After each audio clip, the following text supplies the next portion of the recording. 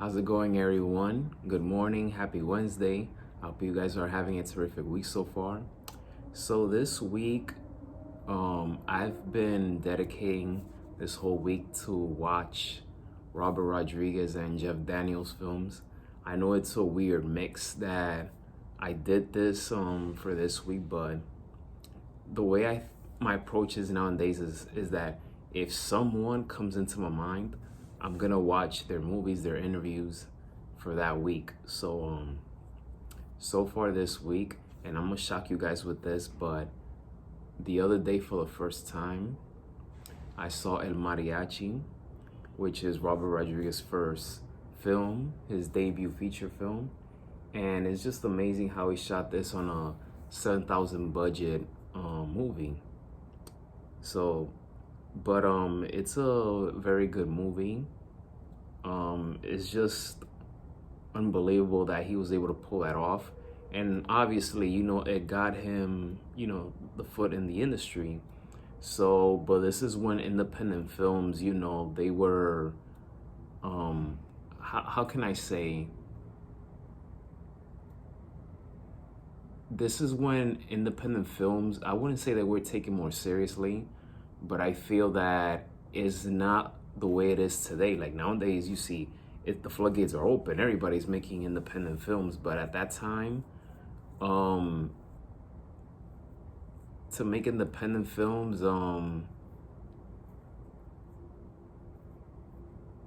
obviously you had to stand out, but the formula was way different. I mean, this was in 1992 when he came out with this movie. Quentin Tarantino came out with Reservoir Dogs in 1992, which got him into the door. So there's several independent films that filmmakers made their debut that helped them get into the industry because of film festivals and things of that nature. But El Mariachi, it's crazy that it took me this long to finally see it, but I saw it, and it's an impressive debut from Robert Rodriguez. Nowadays, I tend to stay away from violent, crime movies. But then there's also that other side of me that I'm trying to study. Because nowadays, when I watch movies, I don't just watch it just to watch for the fun of it because I want to sit back and relax. I approach movies in terms of I'm studying because I'm a filmmaker, writer, producer, etc. I'm also, diving more into cinematography now. But as well, I'm going the Roger Ebert route, as well as the content creator side, which is I like talking about films. I like to critique them. I like to give my opinions on it.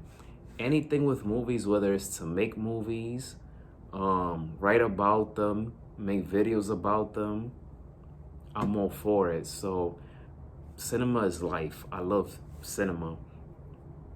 So I saw El Mariachi. I saw Spy Kids 1 and 2, which are some of my favorites from Robert Rodriguez. Yesterday I saw little parts of Once Upon a Time in Mexico, which he frequently collaborates with Antonio Banderas and Salma Hayek, which they did Desperado as well. I'm not sure if I'm gonna see Desperado this week, so I'm still thinking about that. But Spy Kids 1 and 2 especially, the first one brings back so many memories from 2001 when I used to watch the movies over and over again, especially when I had the black cable box and pay-per-view. Just brings back so many memories.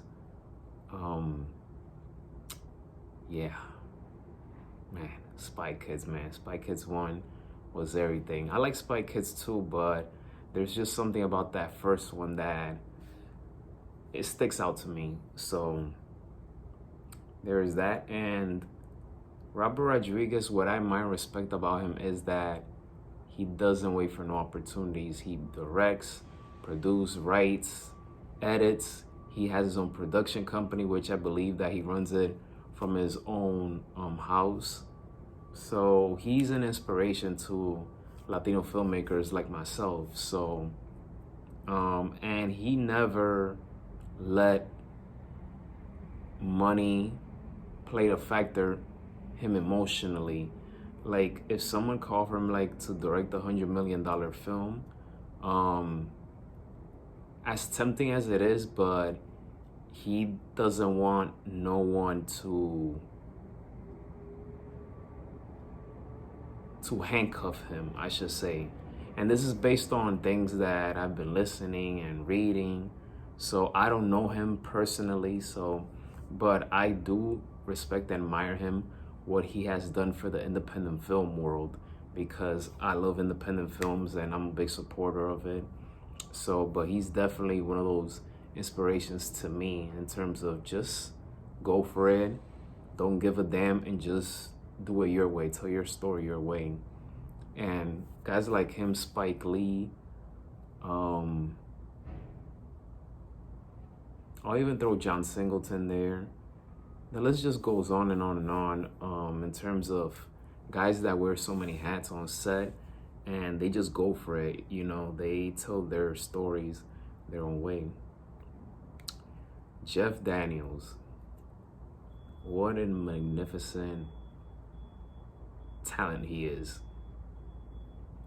He can do stage, he can do film, he can do TV. In terms of this week, obviously Dumb and Dumber. I watched that movie like 1,000 times. It's my favorite comedy movie of all time, one of my favorite films of all time. And that movie right there, it showed that Jeff Daniels can do comedy. And his pairing with Jim Carrey is just phenomenal. So I saw Dumb and Dumber this week. I saw Something Wild, which I believe that's the second time I've seen it. It's an independent film from 1986. He is in that movie with Melanie Griffith. Ray Liotta, rest in peace, is in that movie as well.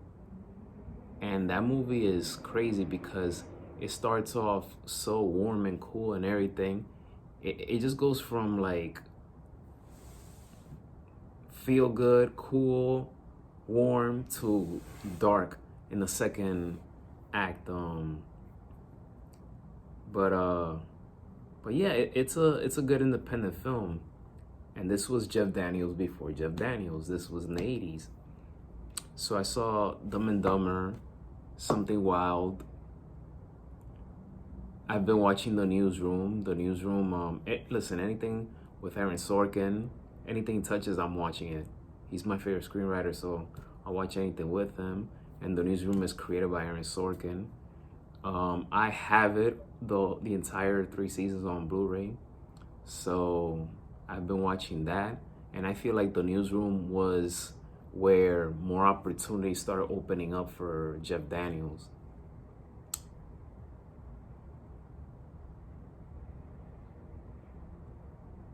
In terms of endearment, I think I've seen it before, but I know it's on Pluto TV, so I might see it this week.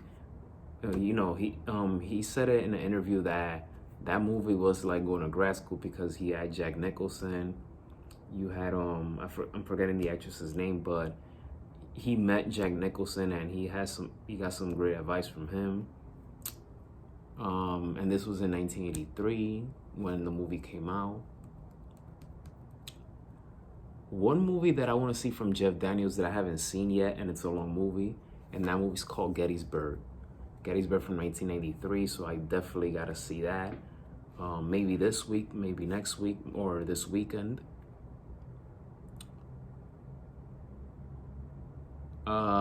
He had a role in Speed. Speed is a good action film. But now, the question is, what other Jeff Daniels movie will I see this week? I will say Gettysburg. It has to be one that I haven't seen yet or that I've only seen once.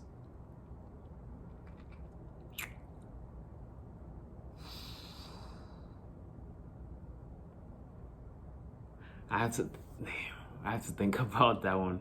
I know that he's in The Martian, so I'll probably watch The Martian and Steve Jobs as well, because I'm an aspiring entrepreneur. So I like the Steve Jobs movie. Michael Fassbender is terrific as Steve Jobs.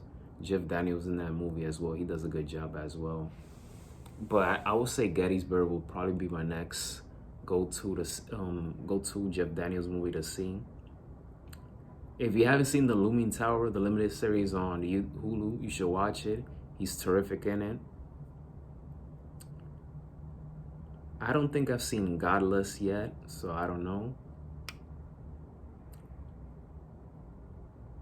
But Jeff Daniels, one of my regrets was not to see him on Broadway when he performed To Kill a Mockingbird. That was one of my regrets that I wish I could have done, because I remember seeing it in Times Square, marketing and things like that, but there was just other plays that I was more focused in watching. So from 2016 through 2019, I was very Broadway savvy in those years, I should say. And I've seen so many. I mean, there's just so much on the list that I've watched on Broadway, so I'm not even gonna mention one by one. But Jeff Daniels is a terrific talent, a versatile actor who has excelled in all three: stage, film, and TV. I can't forget to say he did win an Emmy for season 1 of the Newsroom. He also was nominated for a Tony Award for Blackbird, I think it's called, which is a play that he did with Michelle Williams. But what I respect about Jeff Daniels is that he have stuck to his Michigan roots. So he's living in Michigan.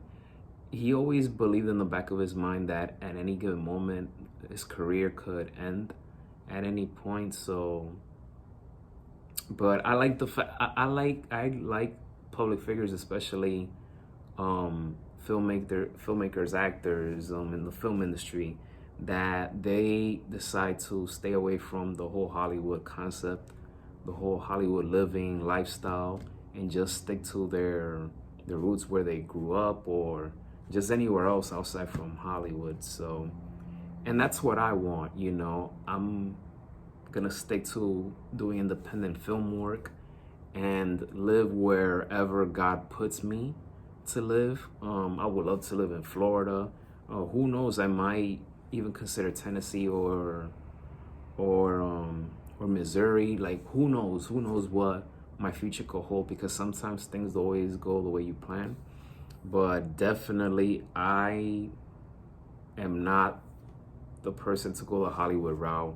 That was once motivation for me, but there's just so much that has changed in my life that I don't care about it. So long live independent films. I love cinema. And there's so many things I love to do, but at the top of the list is cinema. I love telling stories. I love writing. I love making projects. And it's even better when you do it with the people that you like and respect, and they like and respect you as well. So that's what's been going on this week. A week dedicated to Robert Rodriguez and Jeff Daniels. And, you know, let's see what next week will come to mind, and, you know, just keep it going. So thank you for watching this video. Hit that thumbs up. Don't forget to hit that subscribe button, all right? The mission in the MMM Journal is to continue to grow and expand, build a YouTube empire through the MMM Journal, as well as my production company, 0094 Productions. If you're not subscribed to 0094 Productions, I highly recommend it. All of my films are there. And, you know, like I said, we're just going to keep rolling. There's no limit to my success. So enjoy the rest of your Wednesday. Enjoy the rest of the week. Be safe, and may God bless you all.